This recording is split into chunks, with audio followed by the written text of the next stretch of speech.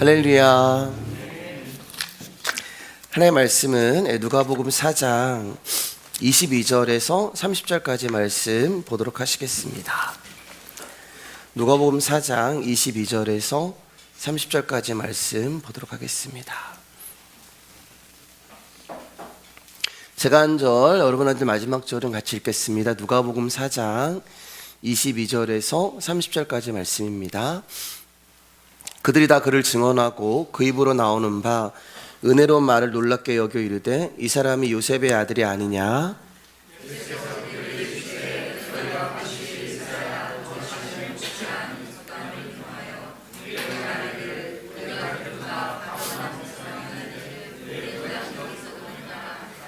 또 이르시되 내가 진실로 너희에게 이르노니 선지자가 고향에서 환영을 받는 자가 없느니라.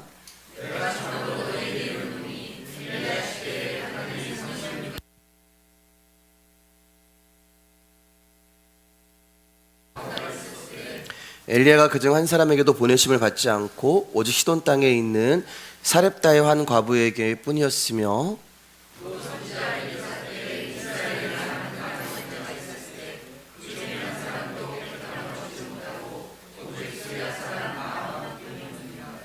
회당에 있는 자들이 이것을 듣고 다 크게 화가 나서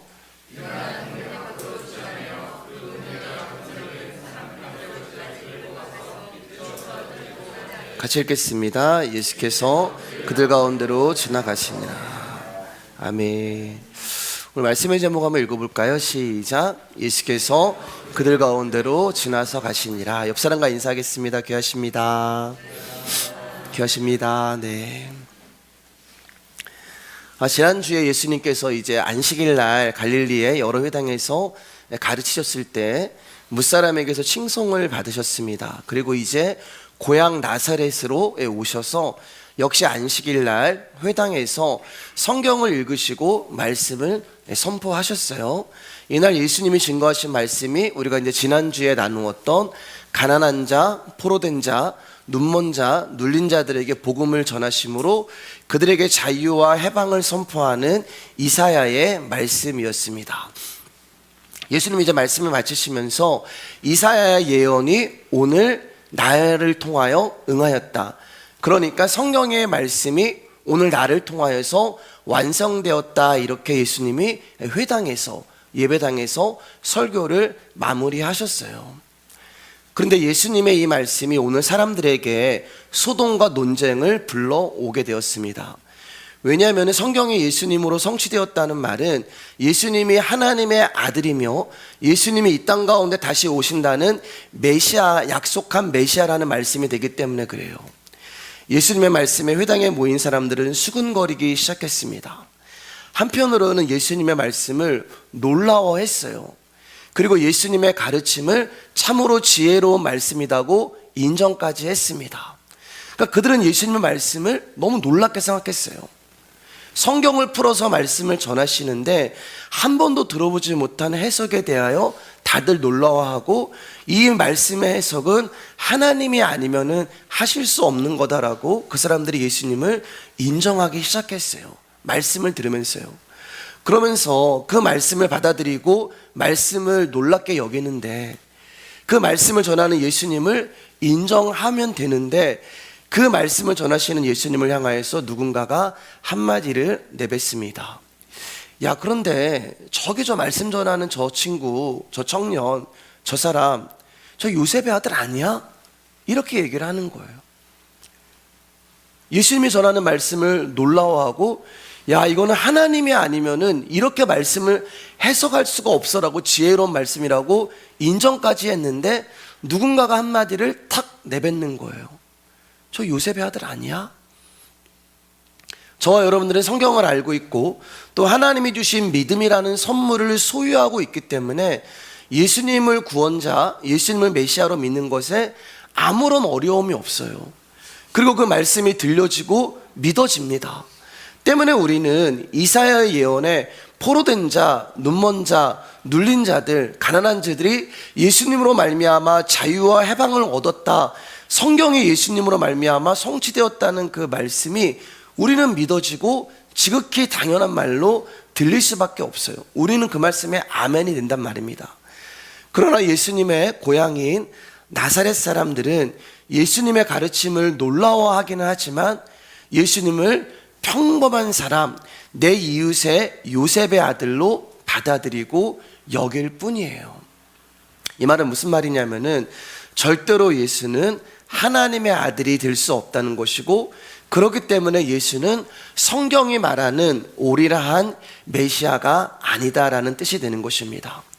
왜냐하면 여러분, 예수는 내가 너무나 잘 알고 있는 요셉의 목수의 아들이기 때문에 그래요. 저 꼬맹이 때부터 내가 봤어. 저 코 흘리기 때부터 내가 봤어. 저 요셉이 품에 안고 있을 때부터 내가 봤어. 그런데 그 목수의 아들인 예수가 이사야의 예언이 자신에게서 성취되었다고 하면서 메시아 행세를 하고 있으니 여러분, 고향 사람들의 눈에 정신 나간 사람으로 보이는 거예요.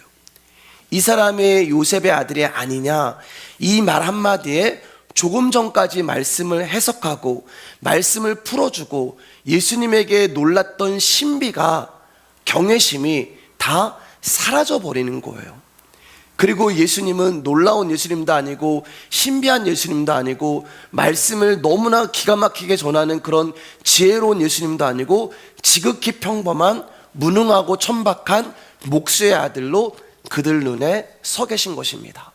우리 마태복음 한번 가보겠습니다. 여러분들이 읽어주세요. 시작.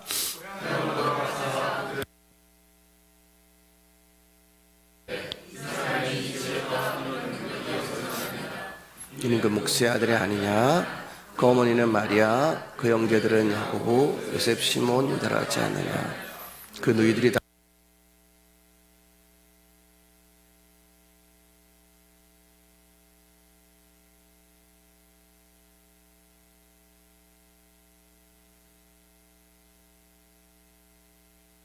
목수의 아들이 아니냐라고 하면서 예수님을 무시하고 비하합니다.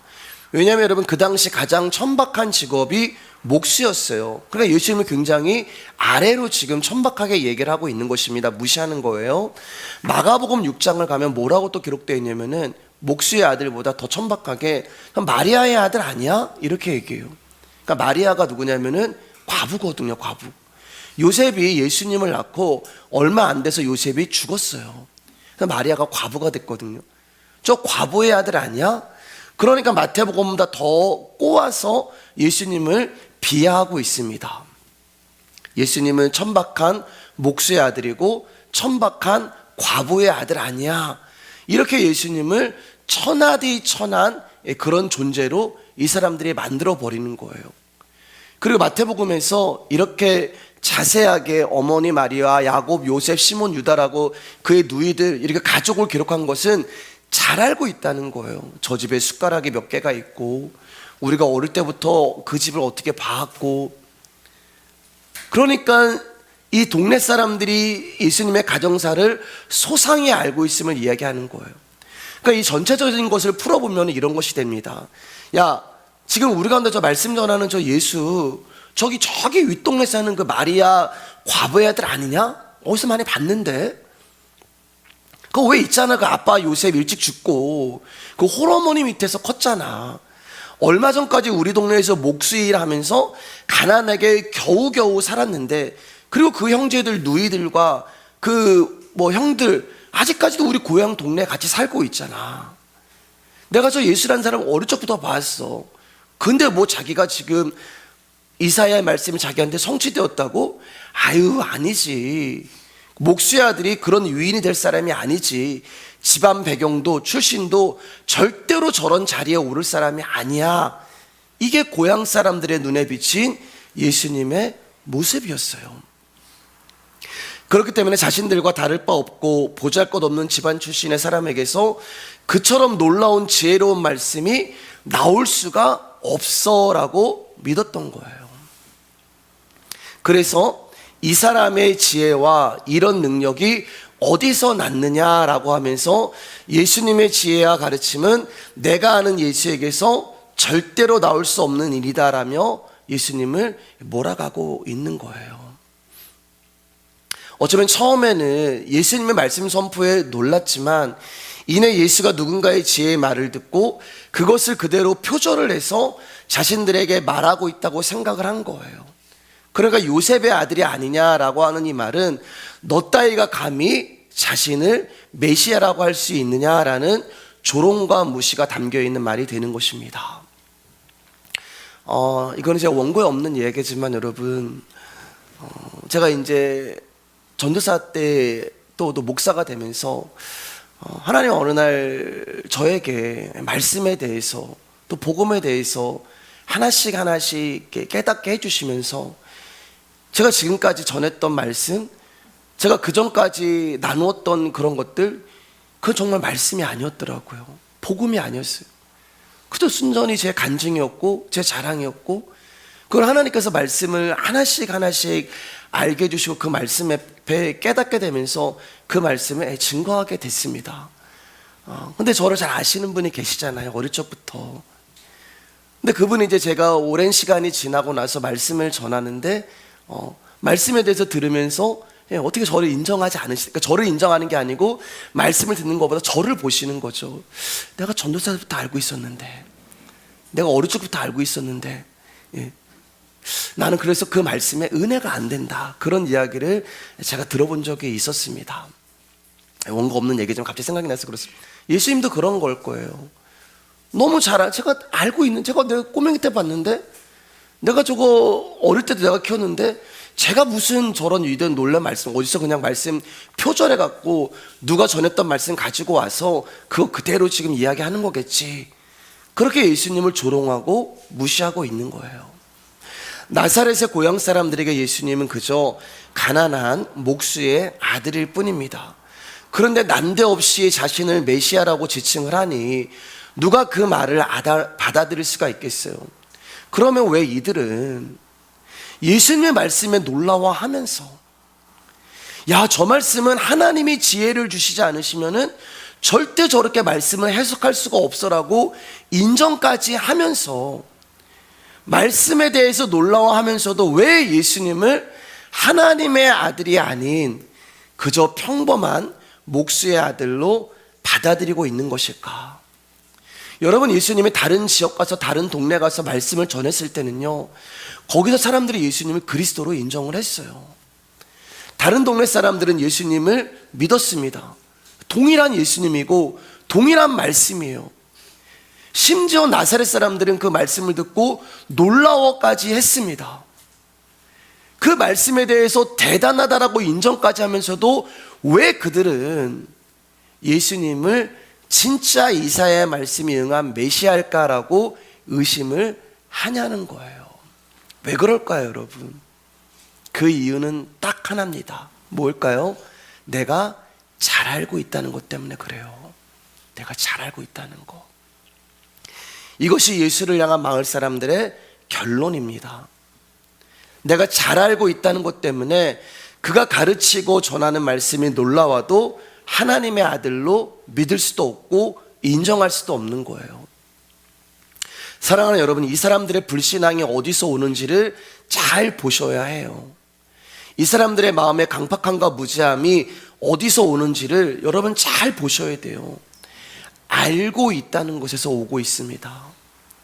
알고 있다는 것에서 불신앙이 오는 것이고, 알고 있다는 것이 마음을 강팍하게 만드는 것이고, 알고 있다는 것이 무지하게 만드는 것이고, 알고 있다는 것이 믿지 못하게 만들어 버리는 거예요. 우리는 교회에 대해서 잘 안다고 생각을 합니다.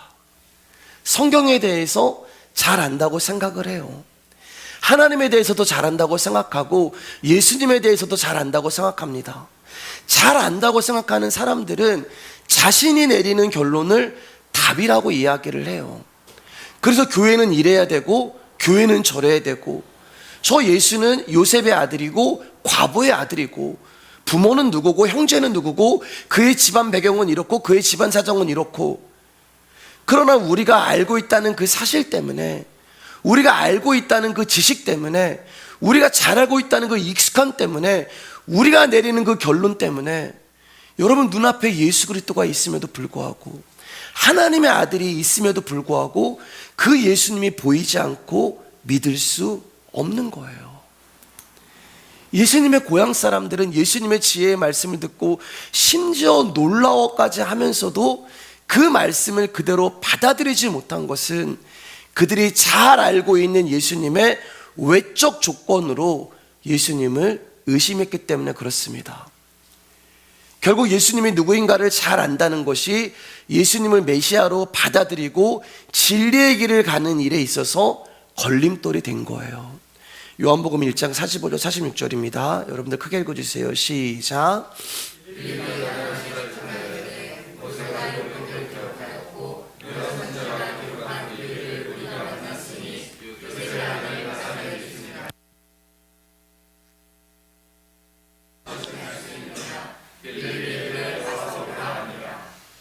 빌립이 나다나엘에게 모세가 율법에 기록하였고 여러 선지자가 기록한 메시아를 우리가 만났어. 그런데 그분이 요셉의 아들이란 말이에요. 예. 요셉의 아들 나사렛의 예수야. 여러분, 요셉의 아들이면 천박한 목수의 아들이라는 거예요. 나사렛은 여러분 갈릴리 변방이에요. 그러니까 이스라엘에서도 나사렛은 취급도 안 하는 저기 촌동네란 말입니다. 그 말로 이제 빌립의 이야기를, 그러니까 그렇게 이제 나다나엘이 빌립을 조롱하는 거예요. 야, 나사렛에서 무슨 선한 게 나겠냐? 요셉의 아들, 목수의 아들이 어떻게 그리스도가 될 수 있겠냐? 별 볼 일 없는 존재라는 것 때문에 나다나엘이 예수님을 거부한 것이고, 여러분 성경을 잘 알고 있는 나다나엘이었거든요. 성경을 잘 알고 있는데 성경을 잘 알고 있는 나다나엘이 예수님을 자신과 비교해서 한참 뒤떨어지는 존재라는 것 때문에 믿지 않는 거예요.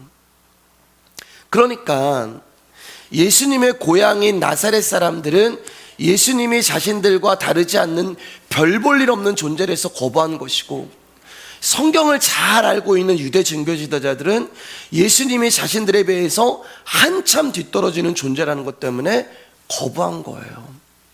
이 말은 이 세상 모든 사람들이 예수님을 거부했다는 말이 되는 것입니다. 그래서 요한복음 11장 1절 말씀에 크게 시작. 그래서 이렇게 말씀하시는 거예요. 높은 사람에 있는 유대 종교 지도자들이나 나다나엘이거든요. 밑에 있는 천박한 사람들이나 나사렛 고향 사람들이거든요. 다 예수님을 부인한 거예요. 인정하지 않는 거예요. 자기 땅에 오매, 자기 땅 자기 백성이라고 말씀하시거든요. 자기 땅 자기 백성이라는 말은 예수님이 그 땅의 주인이고 예수님이 그 땅의 왕이라는 말입니다. 그 땅의 왕이 이 세상에 오셨는데 이 땅에 있는 사람들이 그 왕을 알아보지 못하는 거예요. 왜요, 여러분? 모두가 세상적인 기준으로만 예수님을 바라보고 있기 때문에 그렇습니다. 세상적 기준이 그들의 상식이었고 잣대였던 거예요. 그것을 세 글자로 자존심이라고 이야기해요. 내 자존심이 예수라는 하찮은 집안의 보잘것없는 청년을 그리스도로까지 갈 필요도 없어요. 말씀을 가르치는 선생으로도 인정하기 싫었던 거예요. 자존심 때문에. 우리는 항상 이런 한계를 드러내면서 살아갑니다. 우리가 복음을 듣고 깨닫고 무엇이 옳은가를 알았다고 해도 그 알을 따라서 행동하지 못하는 한계를 가진 존재라는 거예요. 내가 알고 있지만 우리는 그것을 알고 있는 것에서 그것을 인정하기도 싫어해요. 자존심 때문에. 야, 쟤 내가 전도사 때부터 봤던 애야. 저를 향해서 그렇게 말씀하셨다니까요. 저 내가 어릴 때부터 알고 있던 애야. 우리는 그 자존심이라는 한계에 갇혀서 나라는 존재를 뛰어넘지 못하는 거예요. 사람은 자기 존재성에 갇혀서 살아갑니다. 그래서 아무리 옳은 진리의 말씀이라고 해도 자기의 존재의 위해가 예상이 되고 손해가 발생하면은 진리는 사라져 버리는 거예요. 나에게 피해가 되고 손해가 될 것 같으면 말씀을 자기 속 깊은 곳에 감추어 버리고 규정과 원칙이라는 비판과 판단의 잣대를 들고 나오는 거예요. 그러니까 참된 복음의 말씀을 듣고 그 말씀이 맞다는 것을 알면서도 그 말씀 앞에 자신을 부정하고 부인하는 것이 너무 힘이 든 거예요. 내 자존심을 지키고 싶어서, 근데 말씀은 계속 우리의 자존심을 부숴버리거든요. 나라는 존재를 깨트려 버리거든요. 이런 한계 속에서 인간은 복음을 들어도 그 복음을 거부하고 때로는 반발하고 배척하는 것입니다. 항상 자주 드리는 말씀이지만 사람이 스스로 안다고 여기지만 여러분, 우리는 아무것도 모르는 존재예요. 우리는 경험한 것만 알아요. 우리의 수준은 거기까지예요. 여러분, 우리는 50평생 60평생 경험한 것만 알아요. 근데 하나님이 1년이 하루가 1000년 같으신 분인데요, 그 여러분은 먼지밖에 안 되는 거예요. 우리는 스스로 안다고 얘기하지만 진짜 아무것도 모르는 존재예요. 신앙도 믿음도 있다고 하지만 실상은 신앙도 믿음도 없는데 스스로 있다고 생각하는지 몰라요. 그래서 있는 자는 더 가질 것이 없는 자는 그 있는 것도 빼앗기리라. 없는 자는 그 있는 것도 빼앗기리라. 없는데 뭘 빼앗겨요? 있는 척 한다는 말이에요. 있는 척 하는 거. 없는데 우리는 있는 척 해요. 믿음이 없는데도 믿음이 있는 척하고, 신앙이 없는데도 신앙이 있는 척하고. 우린 기도도 그렇게 생각을 합니다. 우리는 하나님 기뻐하시는 것이 무엇인지도 모르면서 신앙생활을 그렇게 해나가고 있어요. 바리새인은 하나님 앞에서 스스로 의인이라고 자처했죠. 소득의 11조를 드리고 구제를 하고 예배를 드리고 자신을 포장하고 있는 겉사람을 가지고 하나님 앞에 나왔습니다. 왜요? 하나님이 당연히 칭찬해 줄 줄 알았거든요. 하나님 앞에 칭찬해 줄 줄 알고 자신이 겉으로 드리고 있는 그 신앙생활을 가지고 하나님 앞에 나왔는데 하나님이 그를 인정하지 않는 거예요. 그러나 세리는 스스로 죄인으로 나오는 거예요. 주님 앞에 드릴 것도 없고 한 것도 없고, 그래서 그는 죄인으로 주님 앞에 나온 것입니다. 그런데 하나님이 이 세리를 의인으로 인정을 하는 거예요. 여러분, 여러분과 저는 바리새인일까요? 세리일까요?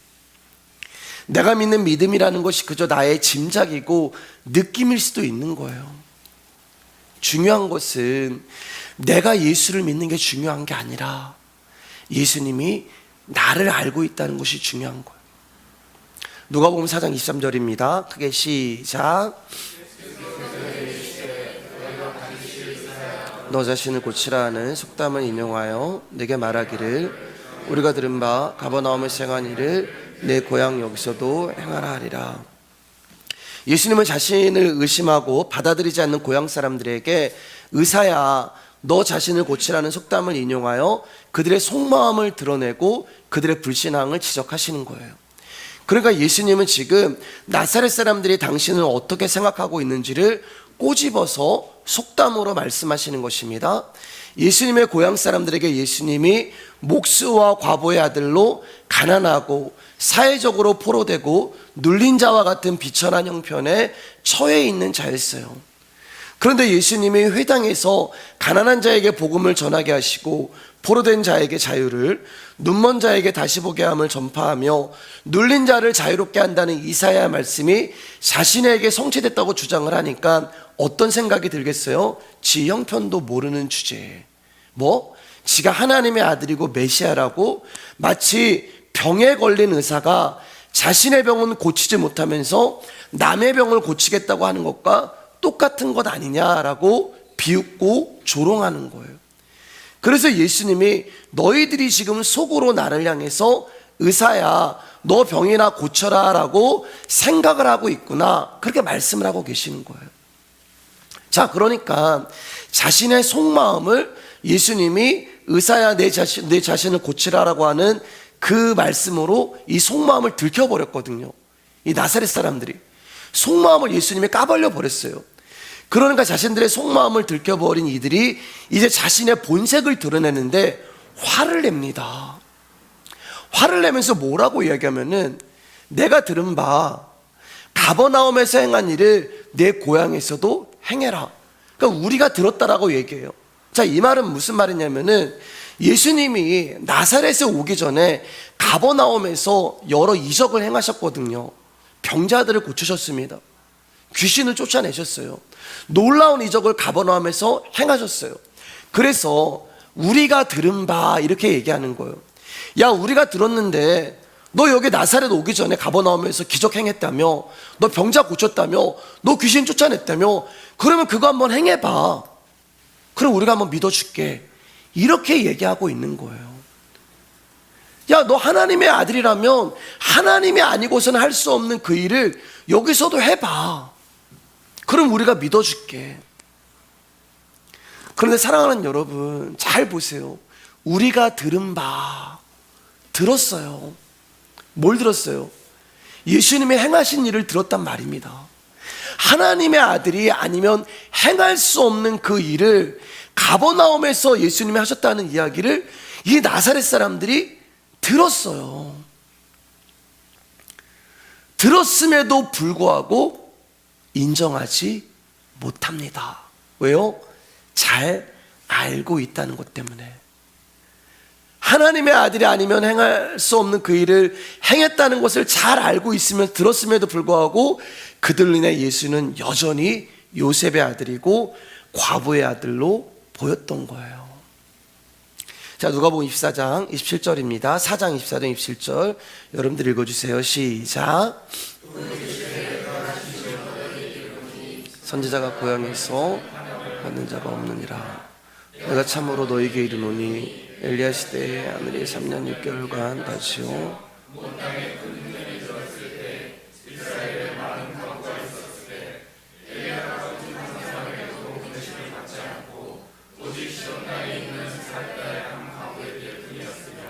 또 선지자 엘리사 때에 이스라엘에 많은 나병 환자가 있었을 때 그 중에 한 사람도 깨끗함을 얻지 못하고 오직 수리함 사람 나만뿐이라. 당신을 향한 나사렛 사람들의 마음을 보시고 선지자는 고향에서 환영을 받지 못한다. 여러분, 이것은 제 고향 강원도인데 강원도 가면 제가 환영을 받지 못한다는 그런 말이 아니라 이 사람들의 마음을 향해서 이야기를 하는 거예요. 자기 땅에 오매 자기 백성을 영접지 아니하는, 예수님을 하나님의 아들로 인정하지 않은 사람들을 두고 이야기를 하십니다. 이렇게 말씀을 하시면서 예수님이 그들에게 두 가지 사건을 이제 말씀하시는데, 하나는 열왕기상 17장에 있는 엘리야 시대에 있었던 사렙다 과부의 이야기고, 하나는 열왕기하 5장에 있는 엘리야 시대에 있었던 나아만 이야기가 되는 거예요. 자, 먼저 엘리야 시대 한번 볼게요. 말라기 4장 5절 6절입니다. 시작. 보라, 여호와의 크고 두려운 날이 이르기 전에 내가 선지자 엘리야를 너에게 보내리니 그가 아버지의 마음을 자녀에게로 돌이키게 하고 자녀들의 마음을 그들의 아버지께로 돌이키게 하리라. 돌이키지 아니하면 두렵건대 내가 와서 저주로 그 땅을 칠까 하노라 하시니라. 자, 이제 잘 들어보셔야 돼요. 여기 보면은 이제 말라기에 보면은 하나님이 엘리야를 보낸다라고 이야기하고 있어요. 여기 보면은 선지자 엘리야를 너희에게 보내리니. 근데 엘리야가 와서 우리에게 하시는 일이 있는데, 아버지의 마음을 아들에게 돌리고 아들의 마음을 아버지께 돌리는 일을 엘리야가 와서 할 거야, 이렇게 말씀하세요. 그런데 실질적으로 여러분, 엘리야는 이런 일을 한 적이 없어요. 그러면 지금 하나님이 말라기에서 우리 가운데 보내시겠다고 하는 그 엘리야는 그 구약에 있는 엘리야가 아니라 또 다른 엘리야를 말합니다. 어떤 거요? 죄로 인하여서 하나님의 자녀인 저와 여러분들은 하나님으로부터 멀어지게 됐어요. 마음이 멀어진 거예요. 그런데 하나님의 아들 예수 그리스도가 십자가를 지심으로 말미암아 하나님 아버지의 마음이 다시 우리를 향하게 됐고, 우리의 마음이 그 십자가로 말미암아 하나님으로 가게 됐으면, 이것을 화목이라고 얘기하죠. 연합이라고 이야기해요. 그러니까 말라기에서 말하는 이 엘리야는 구약에 있는 엘리야가 아니라 바로 누구를 말하는 거예요? 예수님을 말씀하시는 거예요. 그러면 지금 예수님이 엘리야 시대라고 하는 말은 구약의 엘리야 시대를 말하는 것이 아니라 예수님 시대를 이야기를 하는 것입니다. 자, 그럼 그 말씀으로 다시 25절 말씀을 읽어볼게요. 시작. 내가 참으로 너에게 이르노니 엘리야 예수님 시대에 하늘이 3년 6개월간 닫히어 온 땅에 큰 흉년이 들었을 때 이스라엘에 많은 과부가 있었다. 자, 그러면은 엘리야 시대를 예수님 시대라고 이제 우리가 이 말씀을 해석을 하면, 그럼 3년 6개월은 무엇인가? 3년 6개월 동안 흉년이 들었다고 얘기하잖아요. 여기서 말하는 3년 6개월은 예수 그리스도의 공생의 기간을 이야기해요. 예수님 3년 6개월 동안. 그럼 흉년이 뭐냐? 말씀이잖아요. 말씀이 뭐예요? 양식이란 말입니다. 말씀이 양식이고 말씀이 만나잖아요. 흉년은 뭐라면 기근을 이야기하는데 양식을 먹지 못해가지고 흉년이 들은 거예요. 자, 이해가 되시죠? 무슨 말씀인지. 3년 6개월 동안, 공생의 기간 동안에, 공생이라는 말은 예수님이 어릴 적에 목수여도 과부여도 이런 걸 말하는 게 아니라 공적으로, 그러니까 내 삶이 아니라 하나님의 말씀대로 사신 삶, 하나님의 뜻대로 사신 삶, 하나님이 섭리대로 사신 삶, 그게 공생의 기간이 되는 거예요. 그래서 성경은 예수님의 어린 시절과 그 청년 시절을 기록하지 않은 거예요. 사람들이 왜 청년 시절은 없을까? 그거 중요한 게 아니에요. 예수님의 진짜 삶은 공생의 기간이 되는 거예요. 하나님이 말씀하라는 것으로, 하나님이 하라는 것만, 하나님이 지시한 것만, 하나님이 가라는 것만, 그게 이제 공생의 삶이 돼. 그게 3년 6개월간이에요. 그러면 예수님이 이 3년 6개월 동안 하신 게 뭔가? 말씀을 증거하신 거예요. 가는 곳마다, 만나는 사람마다, 다시 말하면 양식을 주셨단 말입니다. 양식을. 근데 여기 보면은 큰 흉년이 들었대요. 큰 흉년이 들었다는 말은 사람들이 이 말씀을 먹지 않은 거예요. 그래서 오늘 나사렛 사람들이, 고향 사람들이 나온 거예요. 지금 양식이신 예수님이 오셔서 그들 가운데 양식을 주시는데 그 사람들이 뭐예요? 잘 알고 있다는 이유 때문에 그 양식을 거부한 것입니다. 나사렛 사람들뿐만 아니라 모든 사람들이 예수님 말씀을 거부했어요. 그래서 십자가 예수님을 죽인 거예요. 우리는 그 말씀 필요 없어. 우리는 그 말씀 없어도 살 수 있어. 너 하나님의 아들 아니야. 그래서 여기에 예수님 시대에 예수님이 오셔서 너희들을 하나님께로 돌이키게 하려고 예수님이 엘리야로 이 땅 가운데 오셨는데 이들이 예수님의 말씀을 먹지를 않네요. 그래서 흉년이 들은 거예요. 3년 6개월 동안. 그래서 이스라엘에 많은 과부가 있었다. 흉년이 드니까 과부가 있었다. 근데 구약에 이런 일이 있었거든요. 사렙도 과부가. 자, 우리 먼저 한번 아모스 말씀 볼게요. 지난주에도 나눴던 말씀입니다. 시작. 기운을 땅에 보내리니 양식이 없어 주림이 아니며 물이 없어 가람이 아니오 여호와의 말씀을 듣지 못한 기근이라. 말씀하셨잖아요. 우리 가운데 기근이 오는 게 뭐예요? 하나님의 말씀을 듣지 못해서 흉년이 온다, 이렇게 말씀하는 거예요. 그리고 흉년에 처해 있는 사람, 그 기근에 있는 사람을 과부라고 이야기를 하는 것입니다. 자, 누가복음 4장 26절 27절 말씀 한번 볼게요. 시작. 엘리야가 그중 한 사람에게 보내심을 받지 않고 오직 시돈 땅에 있는 사렙다의 한 과부에게 뿐이었으며 또 선지자 엘리사 때에 이스라엘에 많은 나병 환자가 있었을 때 그 중에 한 사람도 깨끗함을 얻지 못하고 오직 수리아 사람 나아만 뿐이니라. 자, 모든 이스라엘 백성들이 예수님의 말씀을 먹지 못해서, 더 정확하게 말하면 거부해서 인정하지 않아서 과부가 되었는데 그 중에 한 사람만, 과부 중에 한 사람만 살림을 받았는데 그 사람이 누구예요? 사렙다 과부라는 거예요. 그럼 이 사렙다 과부가 어떻게 해서 여러분 구원을 받은 거예요? 엘리야가 찾아갔잖아요. 엘리야가 사렙다 과부를 찾아갔어요. 사렙다 과부가 나 좀 살려주세요 엘리야요, 이렇게 기도하지 않았어요. 그냥 기름 하나 있는 거 가지고 이거 먹고 이제 나 오늘 죽어야지, 나 이거 떨어지면 나는 이제 양식이 없어서 죽는구나, 그런 상황이 됐을 때 엘리야가 거기를 찾아갔어요. 왜요? 그를 살리려고. 그 수많은 과부 중에 사렙다 과부 그 한 사람 살리려고 엘리야가 찾아갔어요.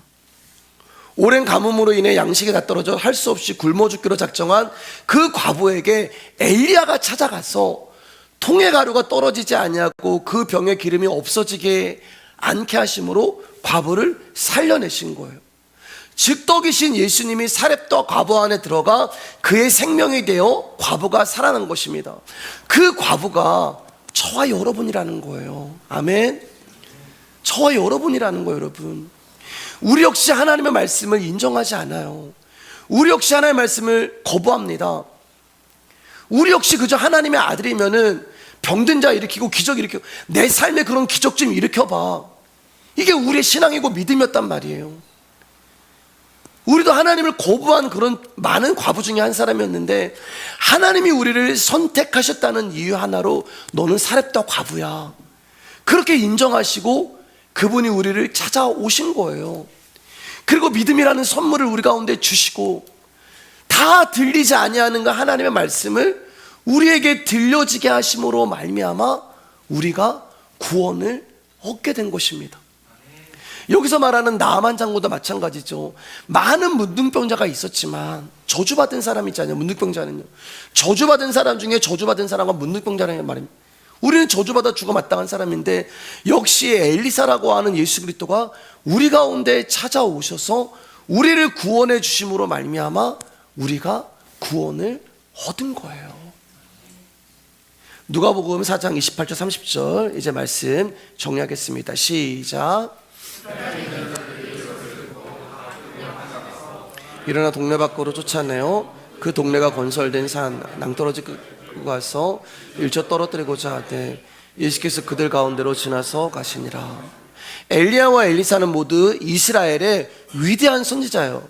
이스라엘 유대인들이 자부심을 갖는 선지자란 말입니다.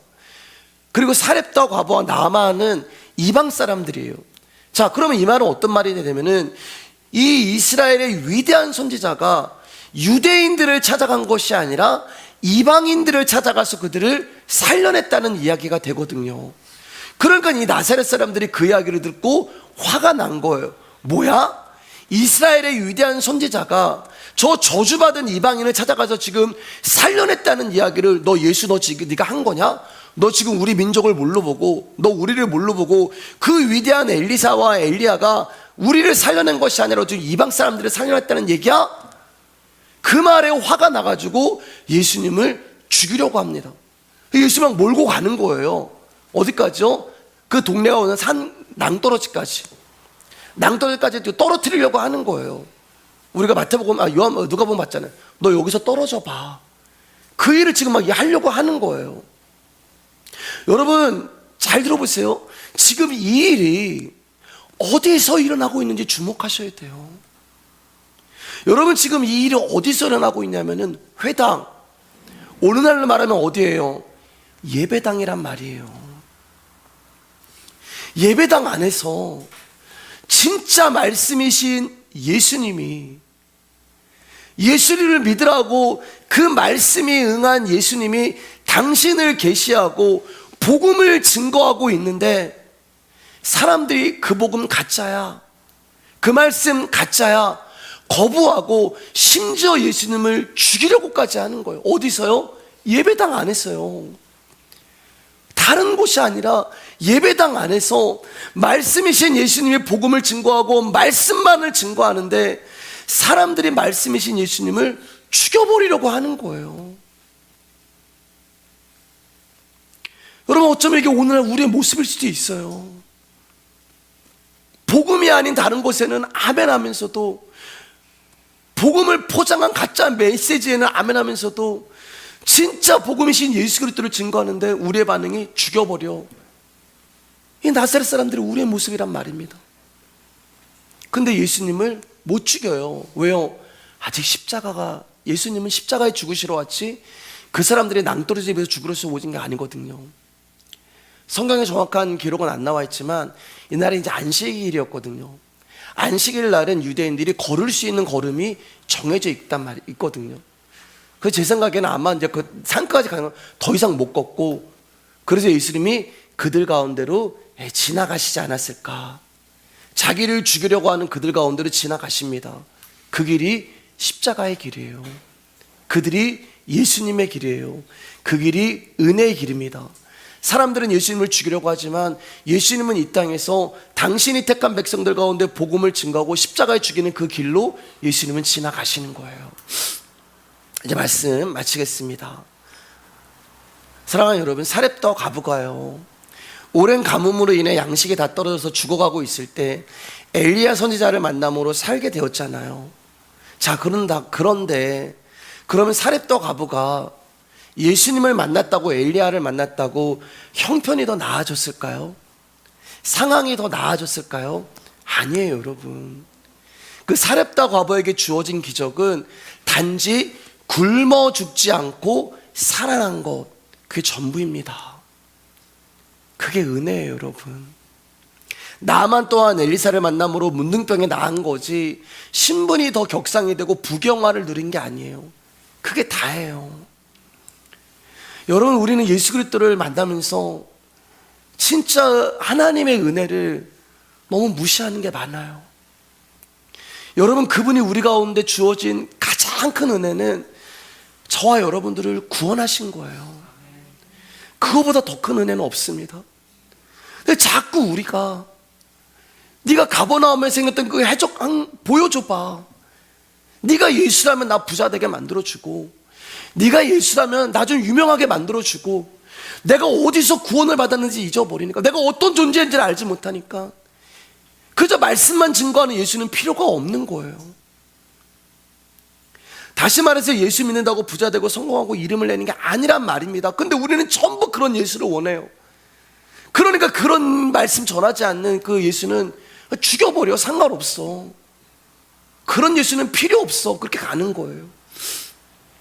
하나님이 우리에게 주시는 은혜는 오직 하나님의 구원뿐입니다. 그런데 예배당 안에서 잘못된 복음이 증거되니까 진짜 복음을 죽이려고 하는 거예요. 하나님의 은혜는 오직 나 같은 자에게 하나님의 복음이 전파되고, 나 같은 자가 복음의 말씀을 받아들이고, 나 같은 자가 하나님의 말씀을 믿게 되고, 나 같은 자가 하나님의 생명의 구원에 참여되었다는 것, 이거 말고는 다른 은혜는 없는 것입니다. 이 은혜를 아는 것이 진짜 하나님의 사랑을 아는 하나님의 백성이 되는 거예요. 여러분, 우리가 하나님의 은혜를 안다는 것이 뭐냐면요, 내가 하나님의 은혜를 안다는 것은, 그것은 여러분, 나는 한번 따라해 볼까요? 나는 하나님으로부터 무시받는 것이 마땅한 존재입니다. 이걸 아는 게 은혜입니다. 여러분, 우리가 하나님께 대접받을 이유가 뭐가 있어요? 저와 여러분들이 하나님 앞에 인정을 받아야 될 이유가 뭐가 있어요? 모태신앙이기 때문에요? 내가 하나님 앞에 많은 것을 드렸기 때문에요? 내가 하나님의 이름을 위해서 목사한다고요? 아닙니다, 여러분. 죄에 붙들려 살아갔을 뿐이고, 항상 우리는 나만 아는 존재였고, 내일에 몰두하며 살아갔던 가난한 자고, 포로된 자고, 눈먼 자고, 눌린 자였고, 사렙다 과부였고, 문둥병이었던 나만 장군이었고, 하나님과 아무 상관없는 그런 존재였어요. 누가복음을 읽고 있는 데오빌로라고 하는 높은 위치에 있는 사람이든, 하나님 앞에 무시받고 있는 그 이방인인 사람이든, 우리는 다 그런 존재였어요. 하나님께 인정받고 대접받고, 하나님이 우리를 위하여 상관하실 것이 전혀 없는 죽어 마땅한 존재가 우리였단 말입니다. 이런 사렙다 과부와 나아만인 우리에게 그분이 찾아오셨어요. 당신의 아들을 보내주셨습니다. 하나님께 무시받는 것이 마땅한 우리에게 예수님을 보내셨다는 것만으로 우리는 하나님께 놀라운 대접을 받고 있는 것입니다. 이것을 아는 것이 진짜 은혜를 아는 것입니다. 우리에게 오셨고, 우리의 죄를 대신해서 십자가에 죽으셨고, 부활하셨고, 우리에게 영원한 생명의 세계에 있게 하신 것 말고 여러분, 무엇이 더 우리에게 필요하고 무엇을 더 여러분이 원해야겠어요? 무시를 받아 마땅한 것이 우리들임을 깊이 생각해 보시기를, 그리고 우리에게 주어진 이 하나님의 놀라운 일을 여러분 진짜 감사하는 복음을 하는 성도들이 되기를 주님의 이름으로 축복합니다.